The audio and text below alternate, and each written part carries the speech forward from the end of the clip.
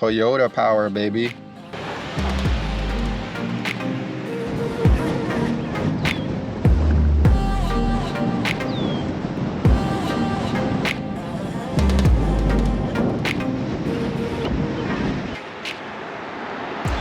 Thank you for joining me on SK Lifestyle. So as the title suggests, this is gonna be a 6-month review on my Toyota Highlander. So I've driven it through the snow, through the winter, gotten through the spring. I've had it for a few months now. So I wanted to do a follow-up video. It seems like the first one took off. People were really excited about it. Lots of comments, keep it up.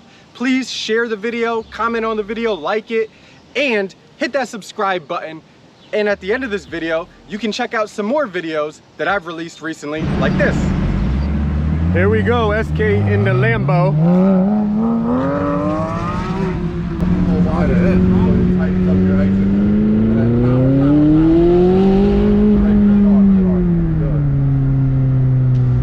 And for now, we're gonna get into the 6-month review of this 2005 Toyota Highlander V6. Let's do it. All right, so one of my gripes with the car is, and this is an issue, so it's not a bad thing, it's just a used car, is that. So it does rise up, and it did manage to pretty much go all the way, but it does take a little bit, and sometimes it can kind of feel a little more delayed, but it's just one thing that I don't really like. What I do like though is the headspace, much better than even our brand new Pathfinder that we had, which is really surprising because this car is shorter than that one. And you got a nice little grab handle to throw it down and close it, but it's one gripe that I have. All right, so you can see we just got this U-Haul hitch put on. So I just wanted to mention that because, you know, we are able to tow our jet ski with this car, which is always a great thing. Now you see it says this is rated at 4,500 pounds. People, this car is only capable of about 1,200 pounds. So just got to keep that in mind. Now I'm gonna stick underneath for a second because I also wanted to show just the underneath of this car. Now I didn't go and get it washed or anything. And my point of showing you this, really, because you might be wondering why, is just to show that for 2005, this car is pretty well maintained. I think it looks pretty decent under there. Now there is some rust and stuff like that. You know, it's not brand new, but I do think the car has been pretty well maintained, and I'm appreciative of that. And I'm gonna try to keep that up as I go along. So, you know, during the winter, do some car washes, make sure you get the undercarriage and stuff like that. But I think overall the car is held up pretty well. And while I talk about that, I'll just give a quick look at the exterior. And I will say that overall, you know, there's some dents and scratches and stuff. You know, you can find them on here, of course. But I see so many Highlanders on the road, so many. And I'll have to say, I think mine is maybe on the top 10% of models out there as far as actual quality and stuff. Now you see I got little marks on the hood here. There, you know, there is some stuff. So I'm sure there's more pristine ones out there, but overall she runs pretty well and she looks pretty good too. So that's a great thing for such an old vehicle. I mean, what are we pushing now? 16 years? Man, she's a vet. All right, so this is probably just an issue with my car. I'm not gonna say that this is a problem with the Highlander, but who knows? You could leave your comments down below if you've experienced the same. But I love the fact that I have a sunroof, of course. You know, it makes just the experience of being in the car so much better. And I am thankful that it works well too. I mean, it's an older vehicle and you can see it still goes up. However, watch this. Did you see that little dip there? You see that? My problem is that there's certain points where you're trying to roll it back up that if you don't do it perfectly, now I've had the car for a while, so I've kind of got the timing down, but you can actually leave it where there's that little lip. And if you've done that over and over, if you left it like that for months, water's gonna sit in there, it's gonna destroy that area, and you could start, you know, finding that you get some leaks and stuff like that. Or you may think that it's up and then you get some kind of wind noise and stuff. So it's just something to be, to notice and take note of. And then also listen to this. it sounds really bad when it goes all the way back. You hear that crunch? I mean, I should probably take a look in there. Maybe it's something just like a twig or something, but it's done that for a while. So yeah, that's my issues that I'm having with my sunroof. So I'm not a big rim guy anymore, and I could get these cleaned up, but I will say for like some basic Toyota tires, I've seen a lot of Highlanders, and honestly, these are like some of the best rims that come on the Highlander. They're very just low key. But then you get up to them and you can kind of see like, yeah, they're chrome rims. They do well. I like them honestly more than pretty much any rim that I've seen on a Highlander. That's a stock rim. That's a stock rim. So I mentioned this in the first video and I'll mention it again. This car has amazing visibility. Just the view out of this car. It's very confidence inspiring, especially for a car that doesn't have, you know, backup cameras or blind spot monitoring and stuff. And I'm telling you, it's just a very good look. So you see that Toyota symbol, you already know what that means, reliability. And that's what I love about this car. It is very reliable. It has, let's see, not that many cars couldn't, but I have 152,000 on it right now. So I put about, I don't know, what is that, 8,000 on her since I've gotten it. But let's just hear how she sounds as I go to start her up. So I don't know, what do you guys think? I think that sounds great. For a car like this, it starts up, it's so buttery smooth, and it's a very good confidence boost to get in a car that's 16 years old and know that I can go on a 200-mile trip and be fine and tow something with it. So this thing is extremely comfortable too. I mean, I know I said it in the first video, but I think it lends more credence now, me saying it after 6 months. After 6 months, I mean, the seats are just incredibly nice. The captain chairs are great. One of my gripes though is also with the captain chair at the same time. Like, so again, very comfortable no matter what seat you're in. So I want to get that point out there. This is it feels like a luxury car. It does. But one of my gripes at the same time is also with the captain's chair. So you see this, it's nice. You can kind of see it's getting worn in a little, obviously on the driver's side. That's to be expected. Obviously right here is a lot nicer because it's not used as much. But you do miss the kind of like higher storage right here where your arm usually rests. And you know, so you can see my elbow does sit right there and I'm able to hold this and it feels good. But sometimes I feel a little closer than I really want to be. And yeah, I mean, it's just one of those things. But overall, it's not bad. Sometimes I'll actually use the passenger. So I'll come over here with my arm on the passenger one and then hold it if I kind of want to go out. But I would like that sweet spot right in the middle. And it's just one thing to note. And yeah, excuse all the sweat. It's just hot. It's super hot. So I'm either trying not to get all the wind in the shot, or I gotta be in the heat. And I can't have the AC on. I'm doing it for the YouTube. I'm trying to give you guys the best video. So leave a like, comment down below. On to the next one. So another great feature of this car is that right there. Can't stress that enough. I really can't. And that's because, especially here in New England, it's great to have the confidence of all-wheel drive. We have tons of different kind of weather, but a lot of people do in a lot of places. Maybe you don't have a crazy winter, but you know, there's like torrential storms all the time or something. So it's just confidence inspiring and it works really great. See?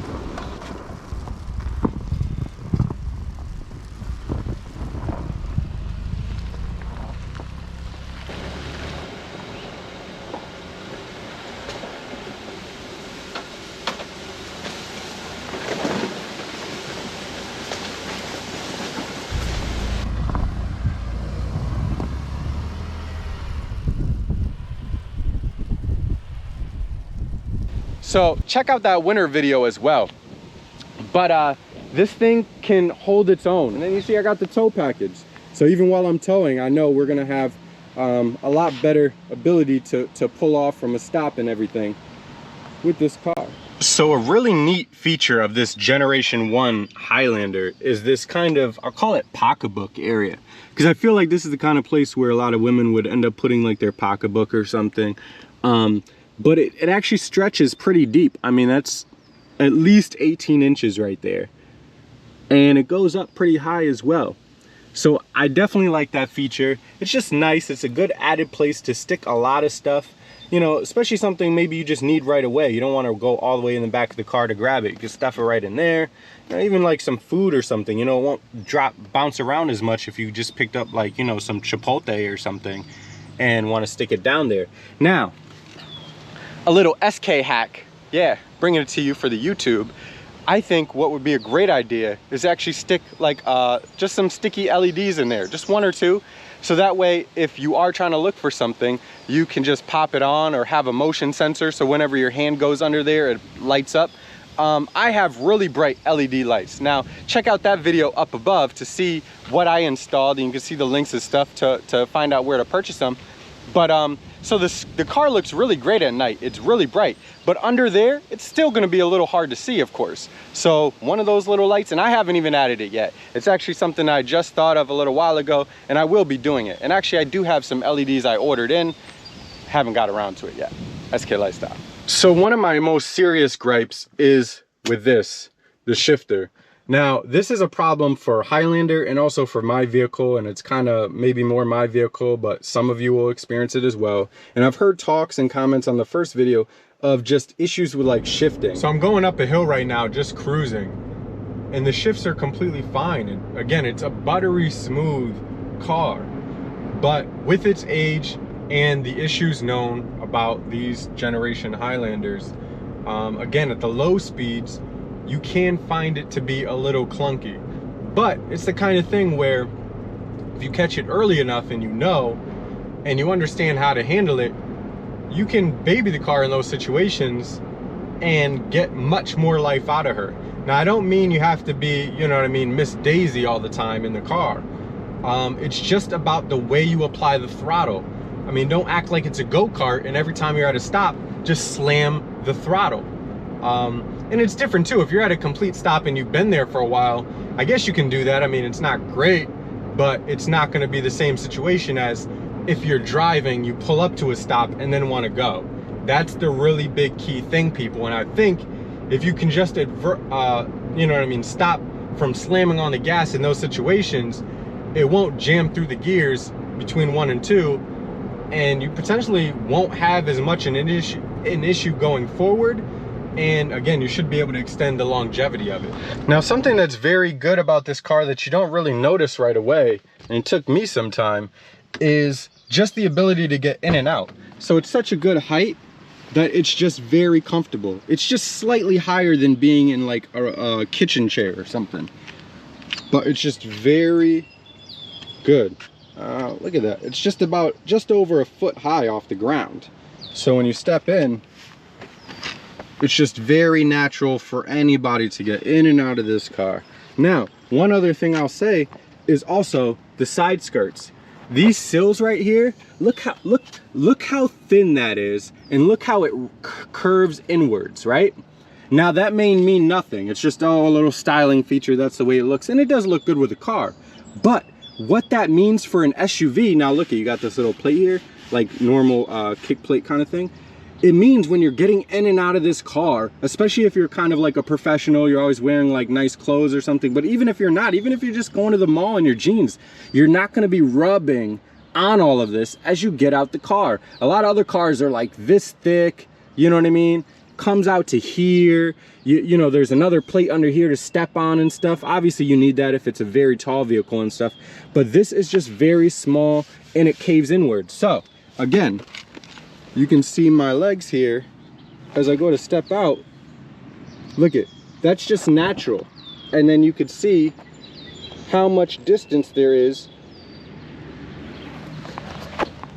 I don't know, maybe it sounds crazy to me, or to you I should say, but for me, I think that's a good feature. It's just something I noticed. I kept getting in and out of the car, especially while it's, you know, dirty from the snow and all the sand and salt and stuff. And I just wasn't getting all of that on my clothes as much as you normally kind of would, especially when you're just kicking around doing stuff. So, great feature of the first gen Highlander. So why'd SK just open up the gas cap and all that stuff? No, I don't have any issue with the handle or, you know, whatever. My real problem is, well, you're just gonna have to be doing that a lot. So I wanted to show you how to do it. Yeah, I guess what I'm trying to say is that car is not amazing on gas. You know, it's not terrible. It's not as bad as, like, you know, an older like Jeep Cherokee or something, but it's not far off. I'd say I want to say we're averaging probably about like 19 miles per gallon, you know, combined city, highway and so forth. We don't drive the car all that much. I would assume we're probably going to be closer to about 22 miles per gallon if we just did pure highway driving. But it's just not the best. One thing I do want to show you is the vanity. So nice little mirror, you know what I mean? But you see that? The light doesn't turn on until you get all the way to the side. So if you're always opening it up and maybe you don't get all the way to the end, because see, that's pretty open, but you still gotta get all the way, that last click. So you may think that the light doesn't work or something like that, but you just gotta go all the way over. But I also like that because sometimes you just want to check something real quick, and not that it really matters, but it just saves on battery and stuff, you know what I mean? And you know, there's a greater chance that if you leave this open, you probably aren't burning up the battery unless you left it all the way to the end. So just a very neat feature of the Highlander. A nice quirk of the Highlander, as Doug DeMuro would say, is this little sign here. You don't need a closed bottle, you need a hold bottle only. Yeah, that's right. So don't worry about closed bottle, people. Just get a hold bottle and then put it in your cup holder. All right, so as we step into the back seat, I just want to talk about it briefly and say that it's just as comfortable as the front seat. You know, it'd be nice if we had a nice panel roof like my Hyundai has, but you still get a decent view of it. And again, the windows are so big, even those back ones, it's going to be impossible to feel really claustrophobic. Seats are just as comfortable, nice materials, even got leather right here, which is pretty unique, and obviously JBL audio system in the back as well. So it is comfortable. There's not a ton of amenities. You don't really have like USBs or anything right here. You just have like a little storage bin, an old cigarette outlet here.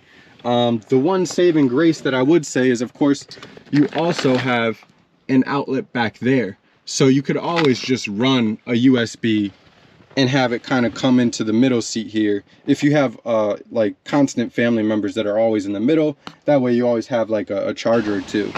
So SK has actually used the third row. Not a ton, but we did use it once or twice. So nice little pull here, obviously just slides it all the way forward. Not super forward because this car isn't as large as some newer ones, but still got a little plate here. And it is easier to get on the passenger side than the driver's side. So you can see the seats look great because they're almost never used. And the reason why I'm getting back here, I did do it in the first video, is just to show that it is possible. Now it is tight. And one other really great feature is the heat. So you can actually be back here and not have to worry about freezing your tail off. Now the one thing I will say is that's your trunk space, you know, when you got the third row up. So that's really not a lot at all. I mean, that's probably twice as much as like a Porsche or something. I mean, it's really, really small. But that's the give and take, you know? One thing that I really dislike about this car, which would be great on a day like this where it's so beautiful and hot outside, is to have an actual temperature reading. And I'm surprised, you know, that there is none. It's just a nice feature to have. I think it's something that would be easy for Toyota to have put on here, and I'm surprised that they didn't. Another gripe of mine, especially being somebody that's a little taller and stuff, is that there's no telescoping ability. So you see, you can drop that down and you can go up and down, but look at, I'm trying to, it doesn't go in or out. So you can't go this way. It only goes up and down. And you know, of course you can adjust your chair, you know, it's electronic controls and stuff, so you can do all that. But, you know, sometimes I want to be farther back from the pedals and still have the steering wheel a little closer. So, you know, I have a decent setup. It's not the worst in the world, but telescoping steering wheels are a great thing. And for a very nice feature-packed car with a lot of luxury kind of feeling and so forth. I'm surprised even with the manual, it didn't have to be electric. I'm just surprised even manually it's not telescoping. That's definitely a fault of this vehicle. So one weird situation with this car, and I don't think it's just mine, it's probably most of them, is going to be the baffling situation. So in certain circumstances, like if you just have the front 2 windows open, you'll get some baffling. All right, so I'm driving around and I'm actually gonna roll down the windows and see if you can hear the baffling. So I'm gonna do the back 2 windows and roll them down, I don't know, 3-4 inches.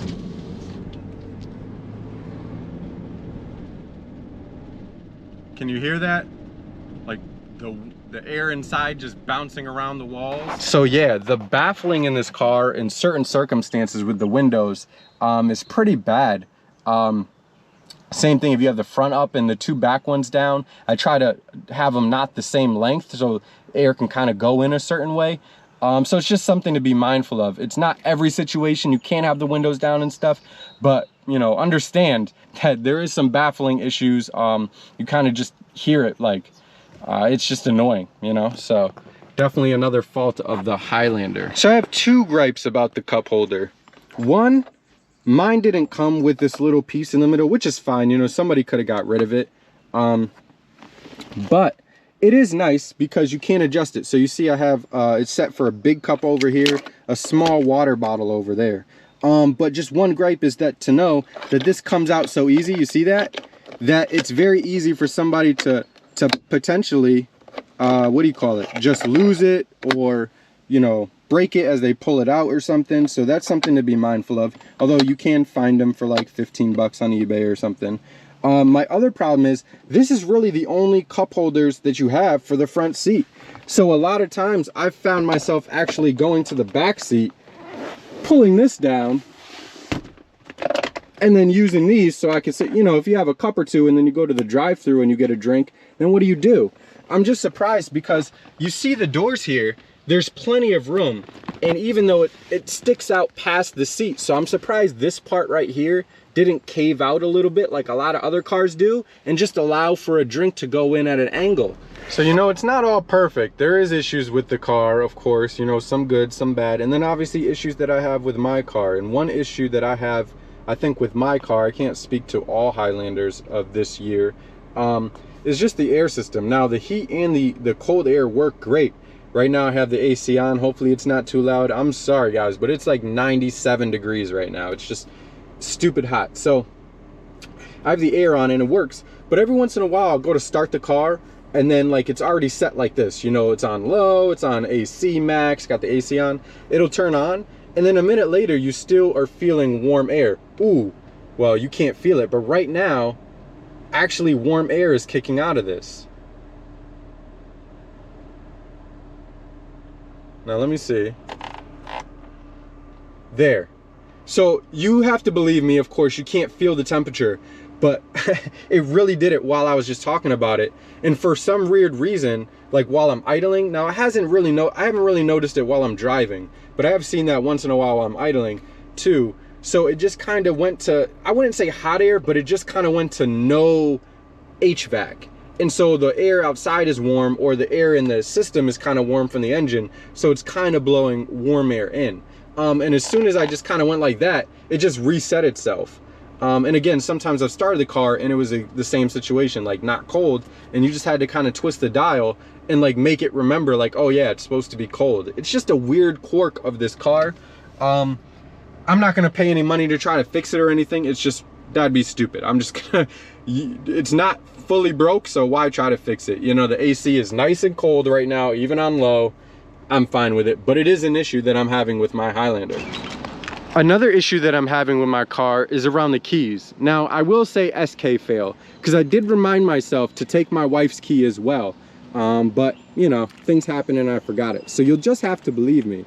But an issue that I'm having with my car specifically is I have 2 actual physical Toyota keys. They both have the symbol on there. You can tell they're kind of original, right? But one of them will not lock and unlock the car. This one I took to, because it, you know, it will, and my wife drives the Hyundai most of the time. And we both have keys, you know, these extra things from like the remote start and whatever to unlock and lock the car. So we can always get in. But again, the key that she now has will not actually work on these keyholes. Even for the back, it won't work. So you might say, well, obviously the key works, why do you still have it? Well, I'll tell you why. Because that same key that won't open any of the doors will still come in here and start the car. I swear to God, I don't know what that's about. And honestly, that's something that you should pay more attention to while you're buying the car. You know, I was more concerned about, you know, the rust, you know, the wear and tear on the engine, all that kind of stuff, and checking all that stuff out. And I just made sure I had 2 keys, and I saw the little fobs, and, you know, whatever. So, but I would say if you're purchasing a car, use both keys, all the functions on it, make sure it actually works. Because that's something that I would have had the dealer kind of address, you know what I mean? It's just very weird. I am thankful that it actually does still run the ignition, because that's the important part. Again, we have the fobs, so you can always open the car with one of them, but they're keys. Both keys should open both doors. I don't even understand. If you guys have any clue, I am very curious. Leave those comments down below. SK will definitely be thankful or interested to see what you guys have to say, but certainly a weird quirk that my specific car has. Yeah, you see this guy's sweating up here too. And Batman, he's down here. Yeah, Batman fits in the glove box. He cannot fit in there. Well, you can stuff him, but he'll barely fit if there's anything else. But, you know, Batman's doing all right in there. All right, Batman, you could go in the back or something. So a pretty annoying feature of my car specifically is this seat belt. Now, it's not bad, you know, you can adjust it and so forth. It's just standard looking. So I'll go ahead and put it on.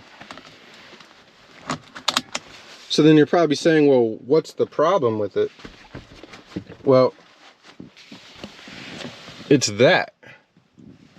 Can you see? The seat belt is twisted. Now, I've had people try to come in here and fix it, but you know, see, I just keep the twist up there near the corner, and that's fine. So then it's flat across my body. But I mean, why the seatbelt is twisted, and I've had people try to like but it's so tight in here, you know what I mean? It's very hard to kind of what do you call it, have enough space to be able to flip this around inside there. Maybe it's possible. Again, I've had a few people try.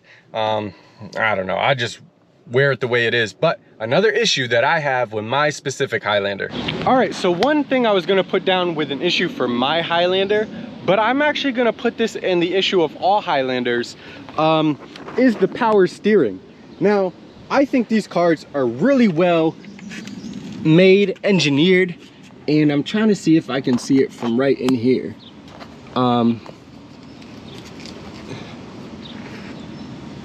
Let's see. No, you can't see it really from the top, but there's a power steering line. It runs right there.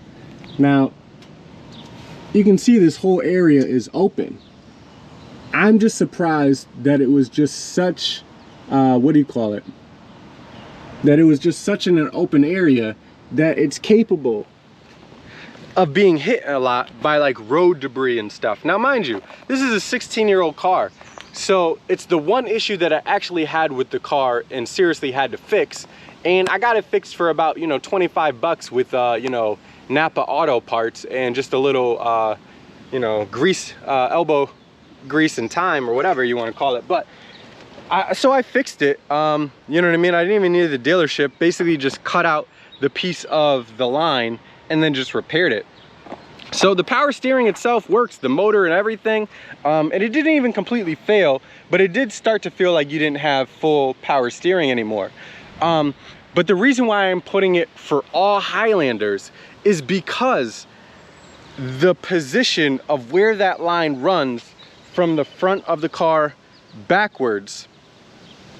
And when you take the wheel off, you'll notice, I'm not gonna do it just for the video, it's too much, but I just think it could have been, for how well engineered this is, that line could have been over 1.5 inches and it would be covered by one of the beams underneath and would result in a lot less wear and tear on it. But I guess Toyota knows kind of what they're doing, because it took 16 years for the line to fail, and it really just got a crack in it. It's not like the whole system failed. So, but it is one thing to note on these Highlanders. So most importantly, over the past 6 months, what is my feelings on this car overall?